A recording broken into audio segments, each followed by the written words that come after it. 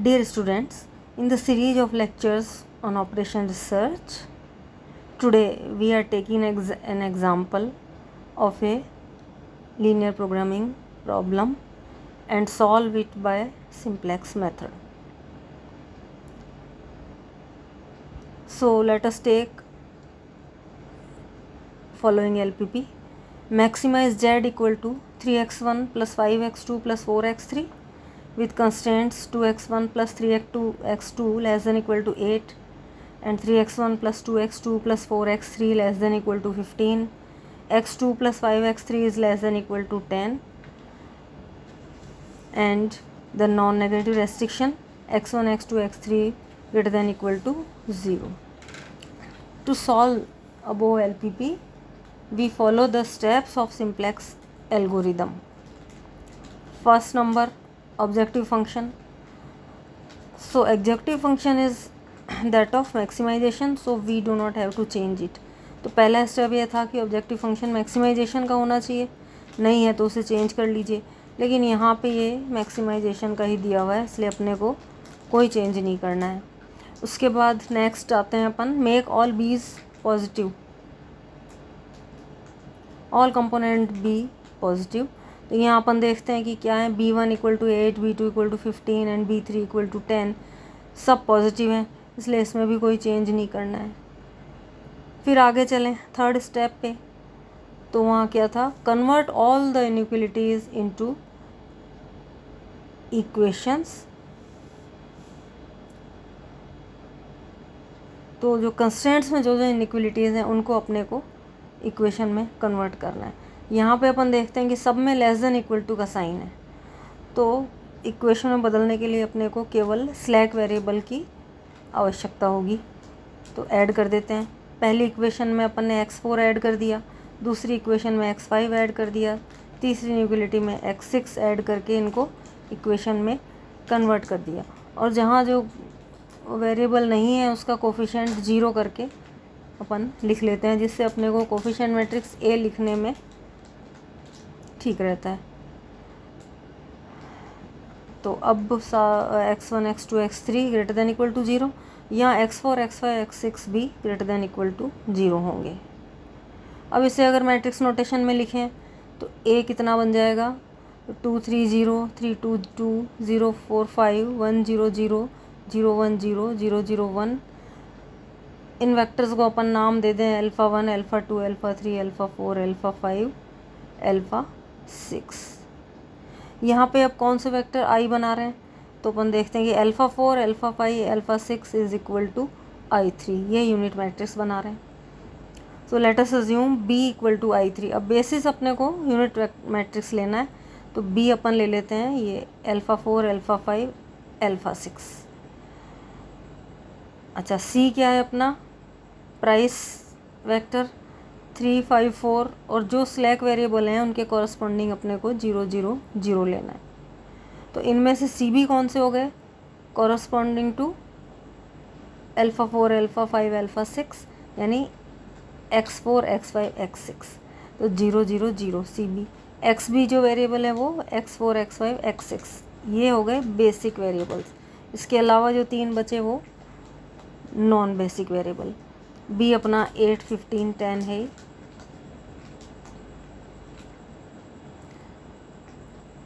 Now we prepare first simplex table.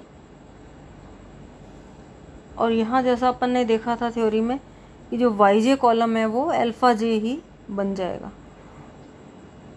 तो अब एक टेबल अपन बनाते हैं, उसमें फर्स्ट रो में लिख लेते हैं cj. तो 3 5 4 0 0 0. इधर कॉलम में पहला cb अपने पास क्या था, 0 0 0.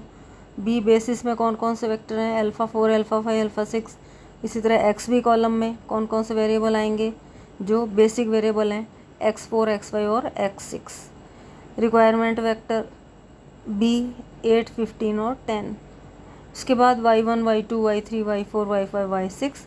इस वक्त ये सब अल्फ़ा j के बराबर है, तो यहाँ अपने को कोफिशिएंट मैट्रिक्स जो A है वो एज इट इज़ लिख देनी है. 2 3 0 3 2 2 0 4 5 1 0 0 0 1 0 0 0 1. तो अब ये अपनी बन गई फर्स्ट सिंप्लेक्स टेबल। अब यहाँ अपने को क्या सॉल्यूशन मिल रहा है, ये सॉल्यूशन मिल रहा है x4 equal to 8, x5 equal to 15, x6 equal to 10 and non basic variable x1 x2 x3 equal to 0। अब अगर ये सॉल्यूशन ऑप्टिमल है तो ठीक है, यहीं अपना काम ख़त्म हो गया। अब चेक करने के लिए क्या करेंगे, ZJ माइनस CJ कैलकुलेट करेंगे। ZJ माइनस CJ J की हर वैल्यू के लिए, तो अगर J को 1 रखा तो Z1 minus C1 equal to Z1 क्या था, CB Y1 माइनस C1। तो CB के कॉलम को Y1 से मल्टीप्लाई करें और माइनस C1 कर दें। तो इस केस में तो CB 0 0 0 है, तो 0 minus 3 equal to minus 3। J equal to 2 के लिए CB Y2 माइनस C2, तो यहाँ भी क्योंकि CB 0 0 है इसलिए 0 minus 5 equal to minus 5। Z3 minus C3 equal to 0 minus 4 equal to minus 4 and for J equal to 4 5 6 ZJ minus CJ 0 0 0 आएगा। तो यहाँ अपन देखते हैं कि सिर्फ एक नहीं, तीनों ही ZJ माइनस CJ नेगेटिव है, इसलिए सॉल्यूशन तो अपना ऑप्टिमल नहीं है। तो अब इसे अपने को इम्प्रूव करना पड़ेगा और एक नया सॉल्यूशन निकालना पड़ेगा। तो let us improve the basic feasible solution. तो उसके लिए क्या करेंगे, अब अपन बी चेंज करेंगे, नया सॉल्यूशन निकालेंगे।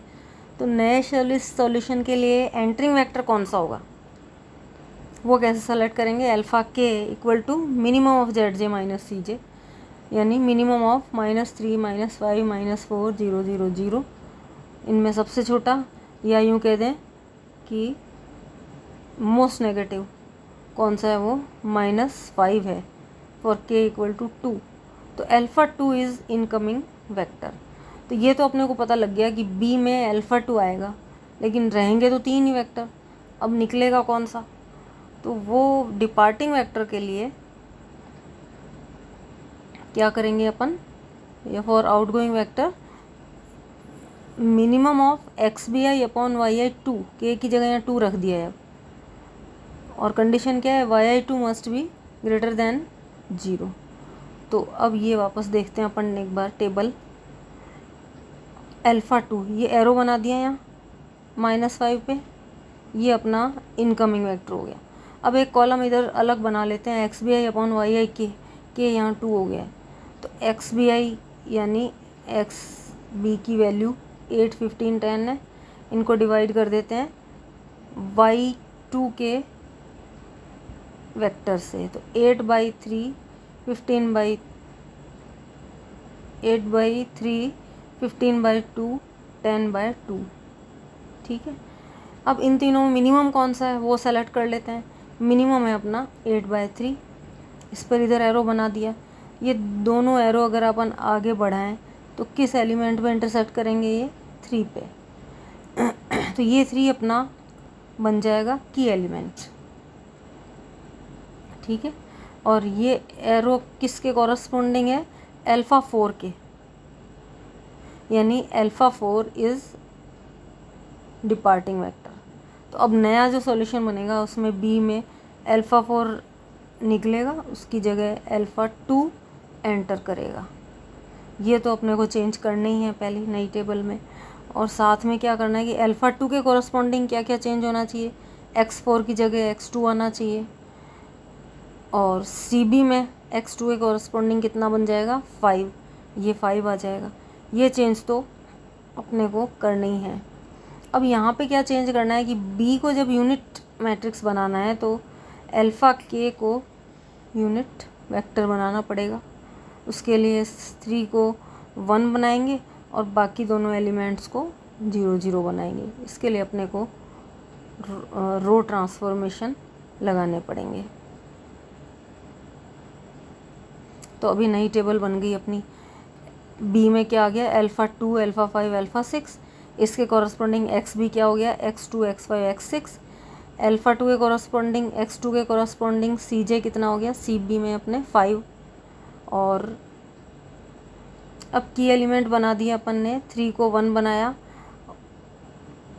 और इस रो को, फर्स्ट रो को 2 से मल्टीप्लाई करके सेकंड में से माइनस कर दिया, 2 से मल्टीप्लाई करके थर्ड में से माइनस कर दिया, तो ये दोनों एलिमेंट ये 0 0 बन गए और अकॉर्डिंगली बाकी एलिमेंट्स सब चेंज हो जाएंगे। तो अब ये अपनी नई टेबल आ गई, ये नया सॉल्यूशन आ गया। अब इस सॉल्यूशन के अकॉर्डिंग क्या हुआ, x2 equal to 8/3, x5 equal to 29/3, x6 equal to 14/3 और जो नॉन बेसिक वेरिएबल हैं x1 x3 x4 वो तीनों 0 होंगे। अब ये सॉल्यूशन देखते हैं ऑप्टिमल आया या नहीं आया। इसके लिए ZJ माइनस CJ कैलकुलेट करते हैं। ठीक है, तो जैसे अपन ने पिछली बार किया था ये वैल्यूज आ जाएंगी 1/3 0 -4 0 0 0। तो यहाँ भी अपन देखते हैं कि एक नेगेटिव आ गया है। ठीक है, तो सॉल्यूशन तो ऑप्टिमल नहीं है। एक भी अगर ZJ माइनस CJ नेगेटिव आ गया तो ये सॉल्यूशन ऑप्टिमल नहीं है। तो इस प्रोसेस को अपने को फिर रिपीट करने पड़ेगा।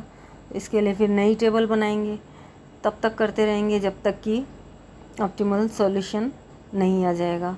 तो इस बार का आपका असाइनमेंट यही है कि इसको आगे तक आप सॉल्व करके देखो कि आंसर क्या आता है। Thank you.